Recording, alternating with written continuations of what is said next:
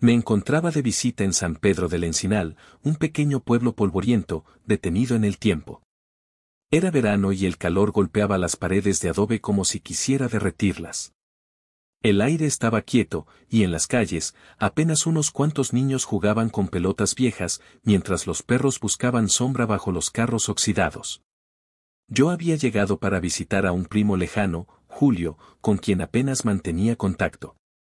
Siempre me hablaba de un tal Esteban López, un joven del pueblo al que todos consideraban diferente. Algunos decían que era un genio, otros, que estaba loco.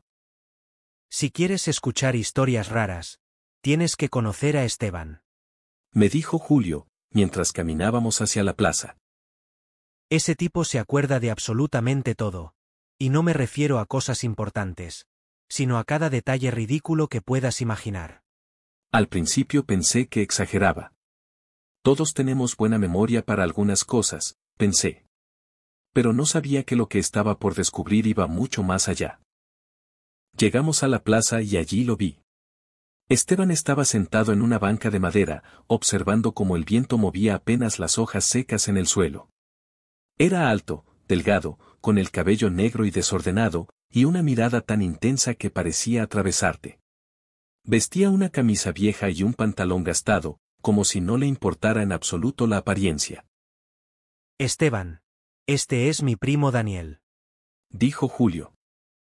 Ah, claro, Daniel, nacido el 14 de agosto de 1986, en Monterrey, a las 3:27 de la madrugada. La noche anterior hubo tormenta eléctrica y tu madre, Teresa, llevaba un vestido azul con flores blancas cuando te dio a luz. Dijo él, sin pestañear. Me quedé helado. ¿Cómo sabes eso? Pregunté, intentando sonreír, pero sintiendo un escalofrío recorrerme la espalda. Lo recuerdo. Su voz era tranquila, pero cargada de una certeza aplastante. Lo recuerdo todo. Julio rió, como si ya estuviera acostumbrado a esas escenas. Yo, en cambio, no sabía qué responder. ¿Era un truco? ¿Alguien le había contado? Esteban pareció leer mis dudas y añadió. No es un don, es una condena.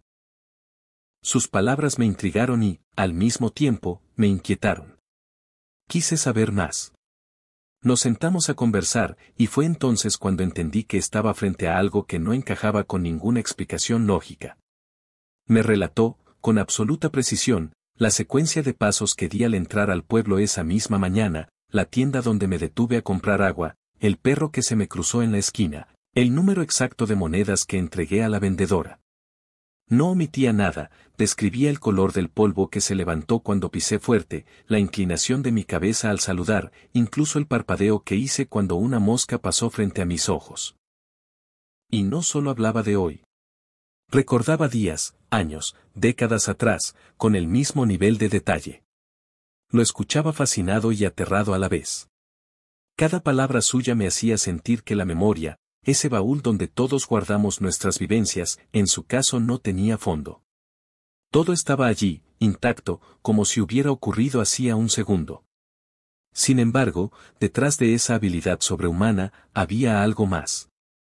Lo noté en su mirada, un cansancio profundo, como si cargar con tantos recuerdos fuera un peso insoportable. Ese día no lo supe, pero conocer a Esteban marcaría el inicio de una historia que cambiaría mi forma de ver la vida y de entender lo que significa, realmente, no olvidar jamás. Después de aquel primer encuentro, no podía dejar de pensar en Esteban. Su manera de hablar, su mirada profunda, era como si su mente guardara cada segundo del tiempo como un archivo que nunca se cierra. Una tarde, mientras caminábamos por el sendero que bordeaba el río seco, Julio me contó más sobre él. Desde que tuvo ese accidente hace 5 años, Esteban cambió. No duerme bien, no olvida nada. Puede recitar de memoria conversaciones enteras, fechas, rostros, hasta los colores de los trajes que la gente llevaba hace décadas. Quise verlo con mis propios ojos. Cuando volvimos a su casa, Esteban me sorprendió de nuevo. Me pidió que le dijera un día cualquiera de mi infancia. Elegí el 3 de mayo de 1998. Ese día, a las 3:15 de la tarde, jugabas en el patio de tu abuela. Tu camiseta tenía una mancha de jugo de naranja, y tu hermana lloraba porque le habías quitado su muñeca. Dijo con exactitud. Mi piel se erizó. No solo recuerdo lo que pasó ese día. Continuó. Puedo ver las nubes que había, oír el canto de los pájaros, sentir el viento en la cara. Pero también recuerdo cosas que nadie más puede. Recuerdos de sueños, de momentos que no viví, pero que quedaron grabados en mi mente. Su voz bajó, como si confesara un secreto. A veces deseo olvidar. Olvidar para poder descansar. Aquella noche, mientras me acostaba, comprendí que Esteban no era un simple hombre con buena memoria. Era alguien atrapado en un mundo donde el pasado no muere, donde cada instante es eterno, y donde la mente es un castigo tan grande como un don. Pasaron algunos días antes de que volviera a ver a Esteban. Julio me había advertido que a veces se encerraba durante horas, incluso días, sin querer ver a nadie. Pero aquella tarde, mientras caminaba por la plaza, lo vi sentado en una banca, mirando fijamente un punto en el horizonte. Me acerqué y me saludó sin girar la cabeza. Daniel, martes, 7 de marzo, 4:42 de la tarde. Llevas exactamente 7 pasos desde la esquina, arrastras un poco el pie derecho y has parpadeado 23 veces desde que entraste a la plaza. No supe qué responder. Era como si su mente estuviera constantemente midiendo el mundo. Esteban, ¿no te cansas? Le pregunté. No. Dijo con voz grave. Me agota. Pero no puedo detenerlo. No puedo dejar de ver, de registrar, incluso cuando cierro los ojos, la memoria sigue trabajando. Es como vivir en un río que nunca deja de correr y que te arrastra sin piedad. Me contó entonces algo que Julio nunca me había dicho. Desde el accidente, Esteban también recordaba cosas que no había vivido. Imágenes de lugares que jamás visitó, diálogos de personas que nunca conoció. A veces no sé qué recuerdos son míos y cuáles no. Me pregunto si estoy recordando o inventando. Sus palabras me inquietaron profundamente. Lo observé y vi en su rostro un cansancio que no era físico, sino mental, como si cargara con el peso de todos los días de su vida, sin poder soltar ninguno.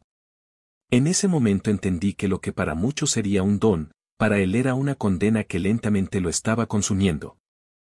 Era de noche cuando Julio me llamó a gritos desde la calle. Su voz sonaba desesperada. Corrí y lo encontré frente a la casa de Esteban, con el rostro pálido.